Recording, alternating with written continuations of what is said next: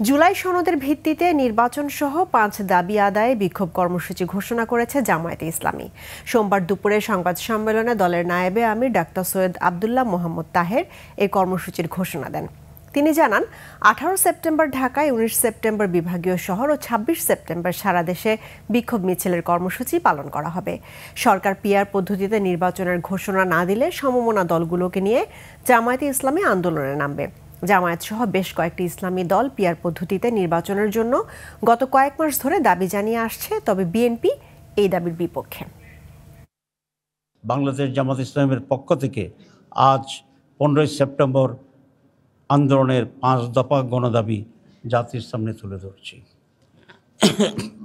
দাবিসমূহ: জুলাই জাতীয় সনদের ভিত্তিতে আগামী ফেব্রুয়ারিতে নির্বাচন আয়োজন করা।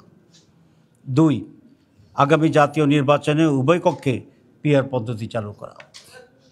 3, অবাধ, সুষ্ঠু ও গ্রহণযোগ্য নির্বাচনের লক্ষ্যে সকলের জন্য লেভেল প্লেইং ফিল্ড নিশ্চিত করা। 4, ফ্যাসিস্ট সরকারের সকল জুলুম, নির্যাতন, গণহত্যা ও দুর্নীতির বিচার দৃশ্যমান করা। 5, স্বৈরাচারের দোসর জাতীয় পার্টি ও 14 দলের কার্যক্রম নিষিদ্ধ করা।